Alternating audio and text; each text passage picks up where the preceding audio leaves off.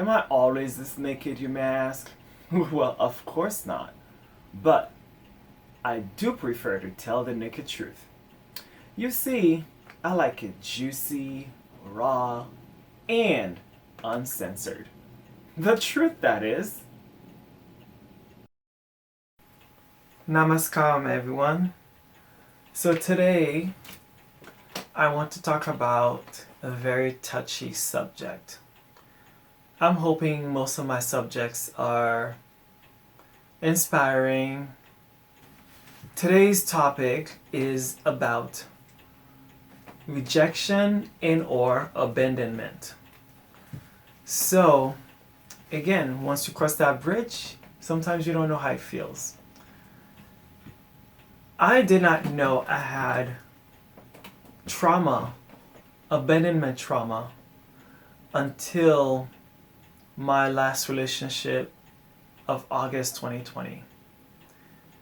As hard as it was to experience it, I knew it would be a good thing for me, and that's why I ride the waves so well, because I was not doing a pity party, poor me, how dare he, how could he, and why me kind of a thing. And of course, it's happening, it's hurting, but I know there's a purpose for the happenings of life. Like my other guru, which I love so much. Hi, Cynthia Ocelli. We missed your podcast. When are you going to have our podcast back? That's another topic. So I love hearing Cynthia Ocelli's podcast. She often says, life is what happened for you and not to you. And of course, that's quote probably a repeating quote, but that's where I heard it first from her. And I love her podcast. And it's really sad that she does not do podcasts anymore. And so that stuck with me, that quote. And so it helps me whenever I go through, it helps me with that a lot, because I know life is for me, and whatever is happening for my well-being, even though my ego will feel hurt, or even if it's not ego, even if it's life is tough. I will not say life is impossible or life is hard. I will not say that. However, I will say life is challenging and life is tough, because challenges and toughness is, you gain muscles, you gain stamina, you gain growth and all this. However, if you're saying it's hard, then you feel defeated. I have a thing with words, by the way, which you'll find out. So I didn't know I had abandonment issues until I fell in love, or I fell in trauma bond with my lover, Rilo. And he may feel differently, that's fine. Today, we're talking about me, how I perceive the situation and what I went through. Of course, we're talking raw story here. Because I had a background of Jehovah's Witness, where we as a whole Jehovah's Witness, or speaking for myself, old thinking pattern of I'm above it all, of emotions, above it all, of life happenings, I can triumph through things, and it's whatever. Flip your hair. I wish you have hair, y'all. And that's a good attitude to have. However, falling into it of ego is not so good. So having that situation happening to me was tough. For some, it might be like, yeah, whatever, you don't know rock bottom. But that was my situation. And I'm grateful that I have not gone through rock bottom. But that situation felt like rock bottom to me. I experienced depression. I experienced self-loathing. I experienced not loving myself. I did things that were not good for myself. So let's stay on track. So abandonment issues.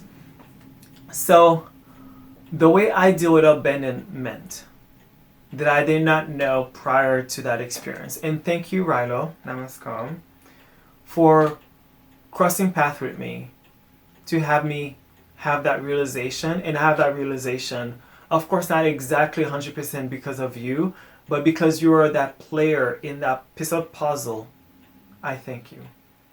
I love you and I have great respect for you. And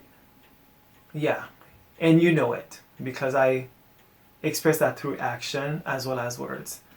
And not only towards you, but of course to me, because I cannot do anything to you if I couldn't do it for myself first. So the way I deal with abandonment issue is I've noticed after 2020 through that experience is I'm a great host. I'm a great friend. I'm a great lover.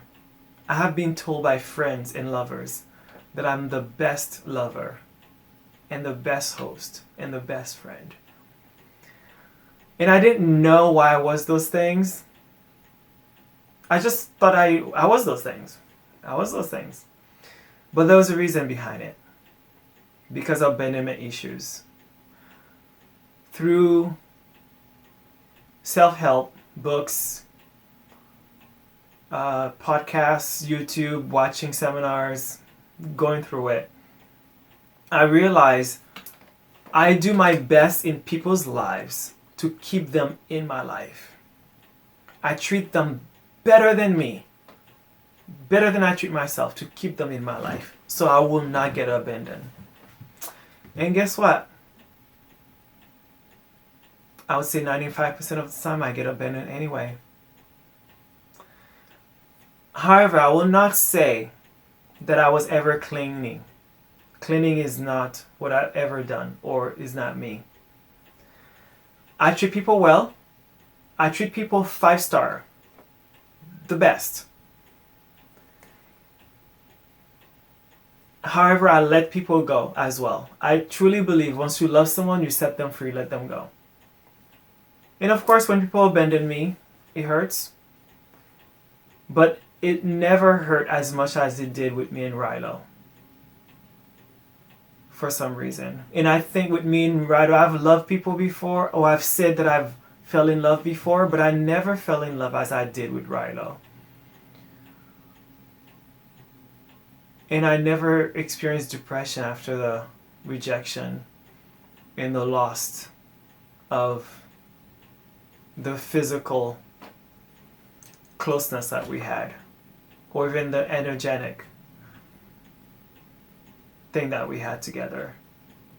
And so I realized that. I was like, wow, I wasn't treating people well.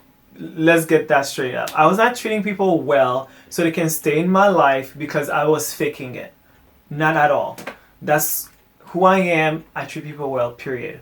However, when I treat people 5-star, go above and beyond, give people the last piece of bread that I have, give people my mask so they can breathe and I suffocate, is not healthy. But I was doing that because of abandonment issues to keep them in my life. But I treat people well, period. And so that's what I realized.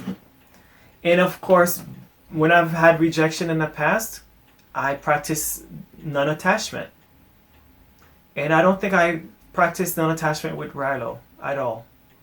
And again, as I mentioned in previous videos, previous or after, that Rilo was mostly an experiment in a sense of how far I can go in my mantras and in my, how can I walk my talk of spirituality, of good character.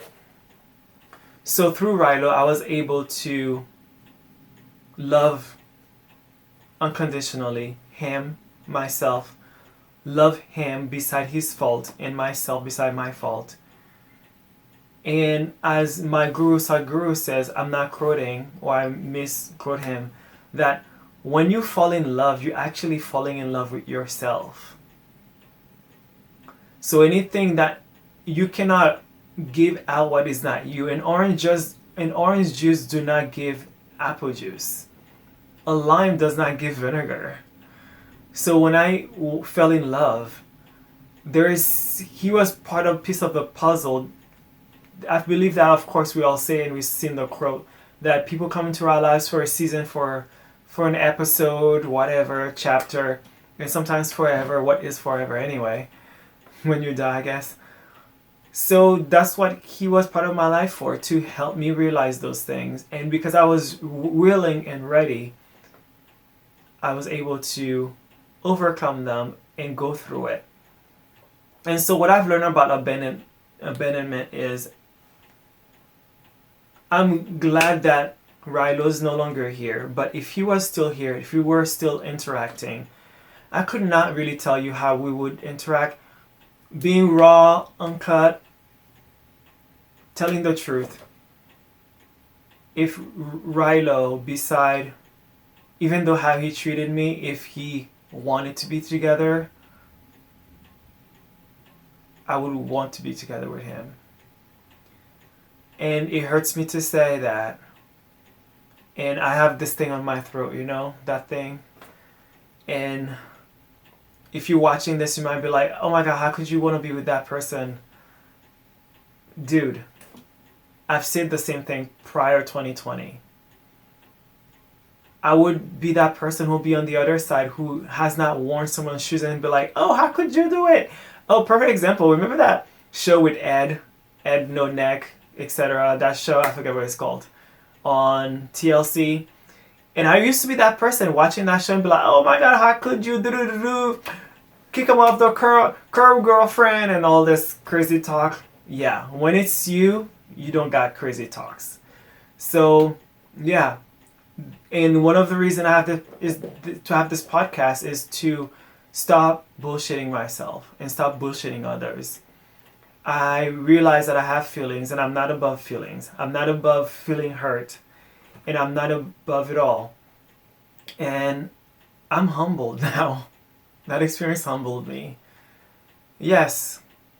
And of course, I don't want anyone to change. Not that I want anyone to change, regardless if I want anyone to change or not. If Rilo wants to change his bad, nasty behaviors, which is not who he is, but his behavior is what he chooses to do, if he would change that, I would love to be with him, because I love him for who he is. And in here, his spirit, his heart. And I could see through it. And I practice that, and I feel it intuitively, honestly. And of course, if he's treating me like shit like he has, of course I don't want to be with him because of that. Because I need to love myself. I need to be there for myself. Because if I'm not there for myself, like I was not, and I went through depression, and everyone knows me as straight edge. Yes, I've been straight edge. But I've tried alcohol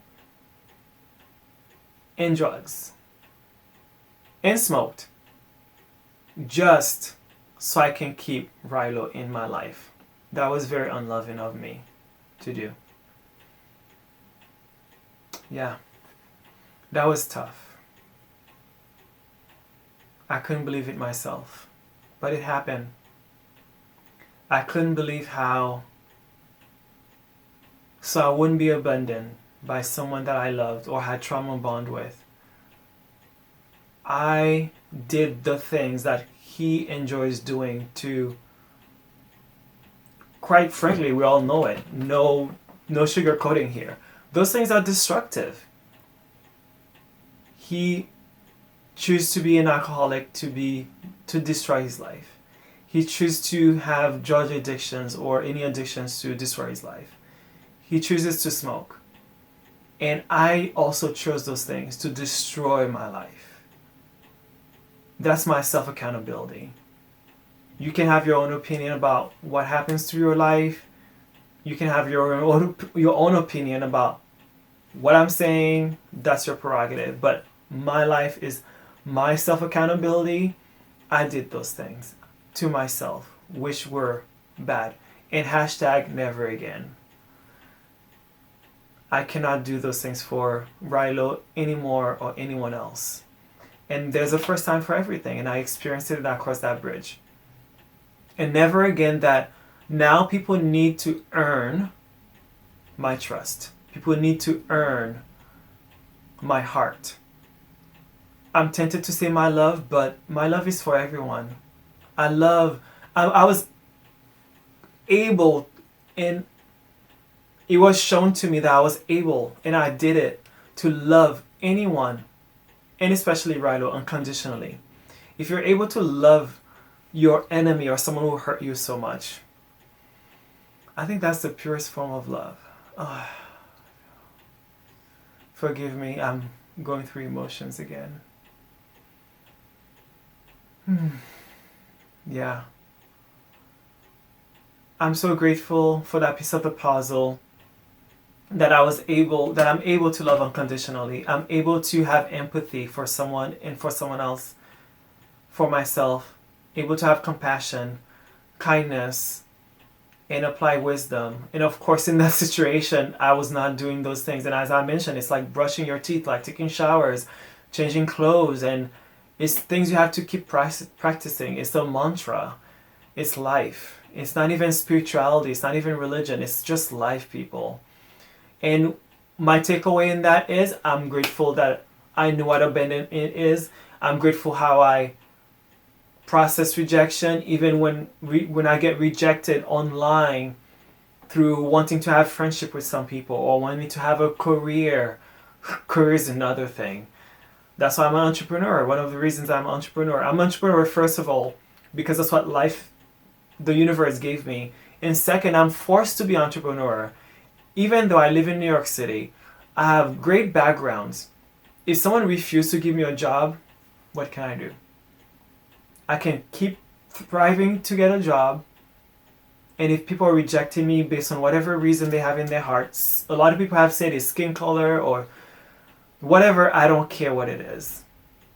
So they reject me because they're prerogative, even though I do my best. And so I have to be entrepreneur. And I'm being very grateful.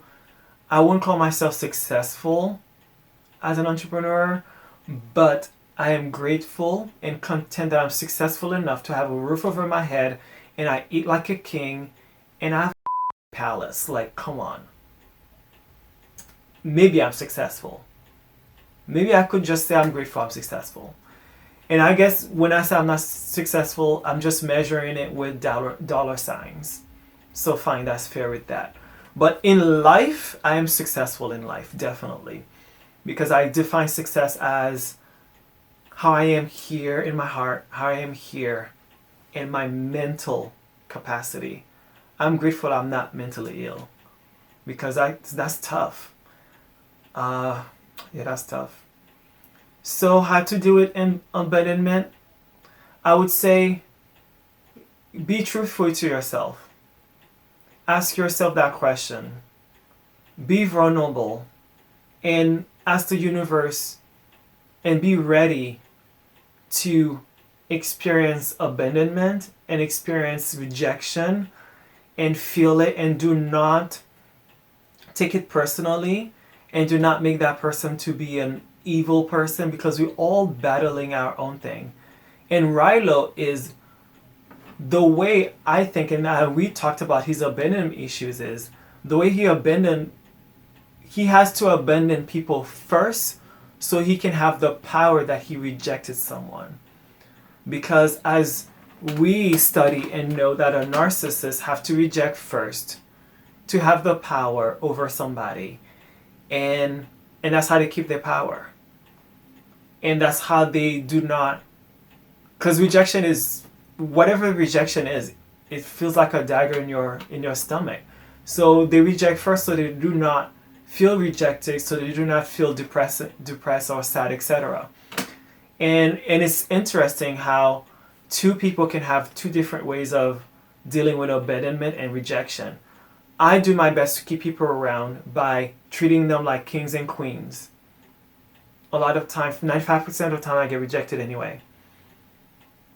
So I don't know how people treat him or other people. Let's say if your style of abandonment coping mechanism is to reject people first, so you won't get rejected.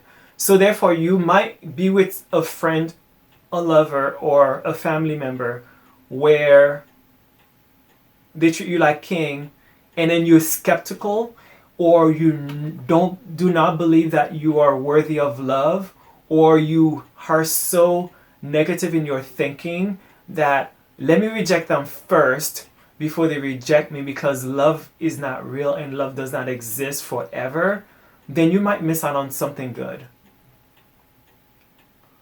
So I'm grateful I'm not the style where I reject people first so I can have the power and then miss out on something good.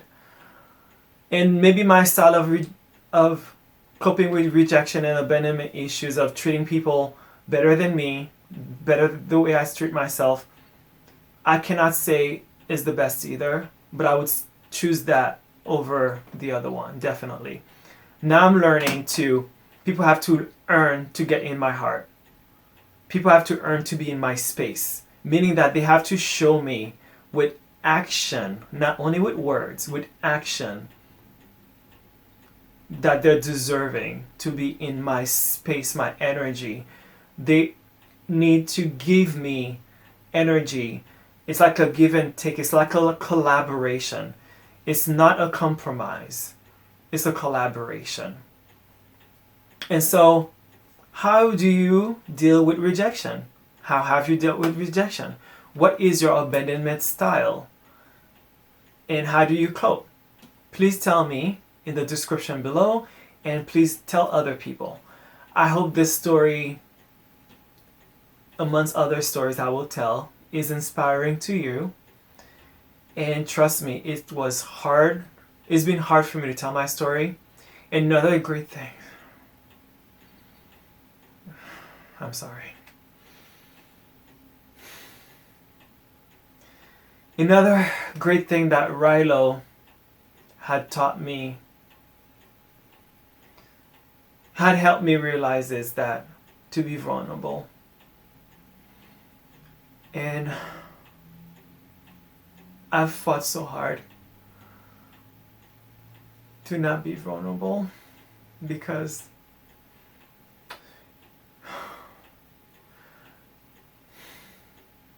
the 5th song that I've written, and that's actually currently in production, is called These Times. And depending when this video will drop, I will post a description on the link of the song. So the song is about, beside abandonment issues, about vulnerability. How I keep a wall. I kept a wall in my heart to keep people like Rilo away. But then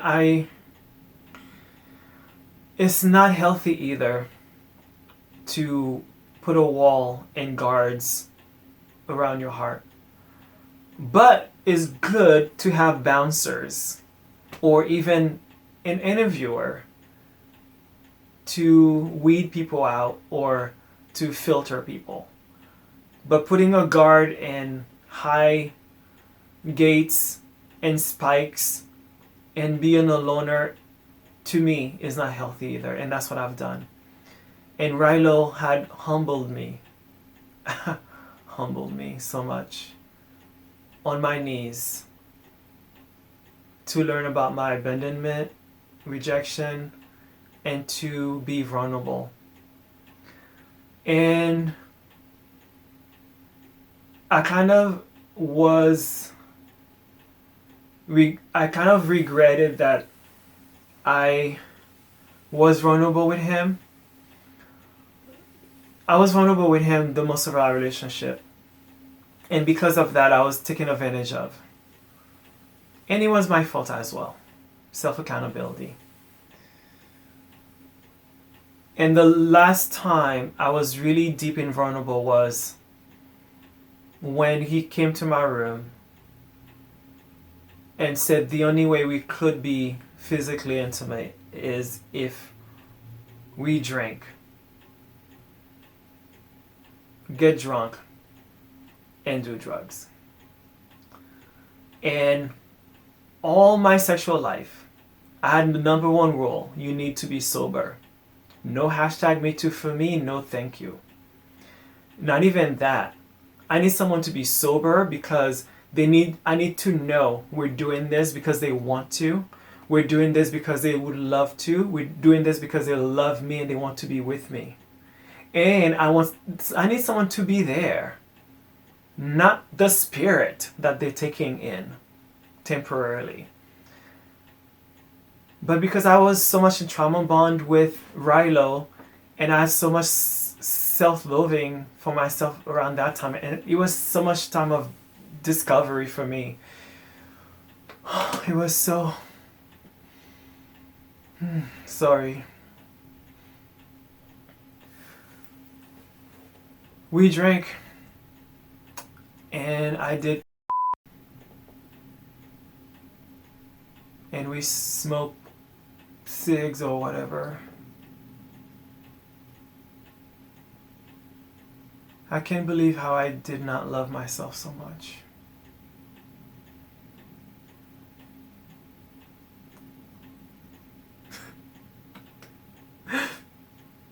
Last time I cried like this, I can't believe.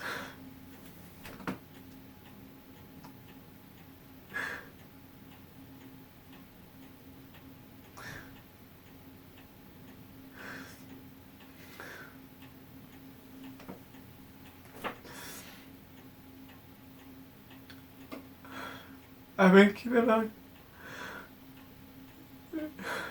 It gets in my heart. And no more I'll be shamed or guilting myself to cry. And I need to cry. And even now I'm like forcing not to. Because I'm not used to it. You know, they tell you boys don't cry. Or sissies cry. Or you're gay or it's feminine to cry.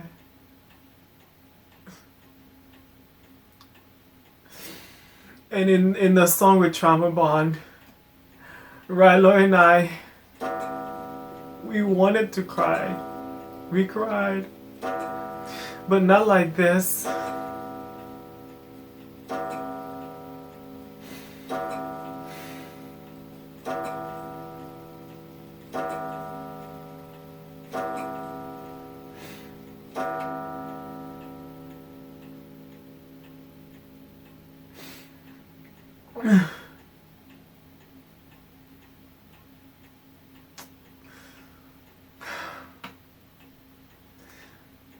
I know this may not seem like a great thing. Like, trust me, this is taking me a lot of strength to do this. Because I'm done with bullshitting myself. I'm done wearing a mask. I'm done bullshitting others. I'm done hurting my heart. I don't know what else to say. Those of you who have gone through similar situation, you tell me.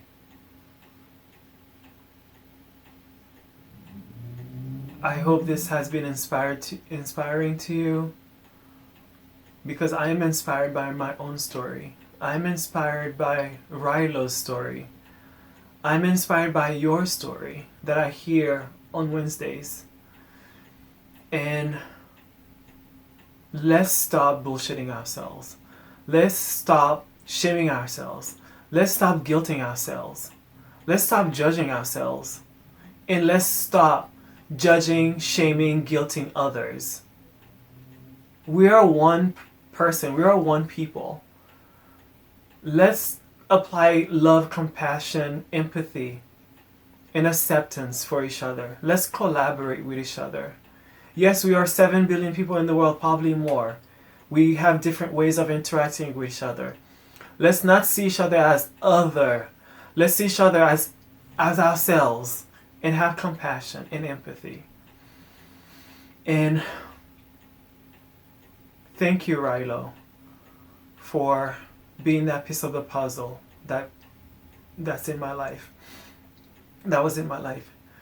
And also thank you, not his real name, but Mikey, my former lover passed 2011, 12, and 13, and early 14, that you taught me other things. You taught me to be love and peace and Zen. Namaskar.